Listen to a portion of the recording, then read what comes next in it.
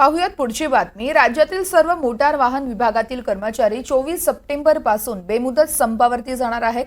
संपासंदर्भात यावेळेस कर्मचारी संघटनेचे राज्य परिवहन आयुक्तांना रितसर नोटीसही पाठवली आहे। आपल्या प्रलंबित मागण्यांसाठी मोटार वाहन विभागातील कर्मचारी हे संपावर जाणार आहेत आणि त्या संदर्भात त्यांनी नोटीस देखील पाठवली आहे। 24 सप्टेंबर पासून त्यांचा बेमुदत संप सुरू होईल।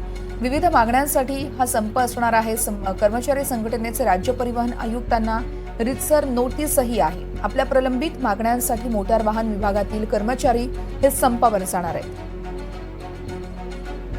या संदर्भात अधिक माहिती देत आहेत आमचे प्रतिनिधी मोहसिन शेख आहेत आपल्यासोबत। मोहसिन, आपण पाहतोय एसटी कर्मचाऱ्यांचा संप असेल, अंगणवाडी सेविकांचा संप असेल, त्यानंतर आता राज्यातील सगळेच मोटार वाहन विभागातील कर्मचारी हे संपावरती जात आहेत। नेमक्या काय मागण्या आहेत त्यांच्या? 24 सप्टेंबर पासून या बेमुदत संपाची हाक देण्यात आलेली आहे आणि राज्यभरातील सर्व मोटर वाहन विभाग म्हणजेच आरटीओ चे कर्मचारी हे संपावर जात आहे।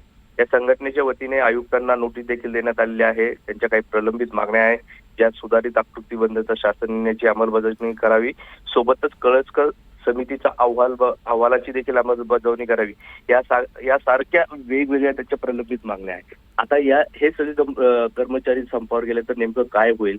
तर आपण जर बघितलं वर्षात, तर आधीच वेगवेगळ्या आरटीओ कार्यालयामध्ये नेहमी गर्दी असते, लवकर कामं होत नसल्याची नागरिकांची तक्रार असते।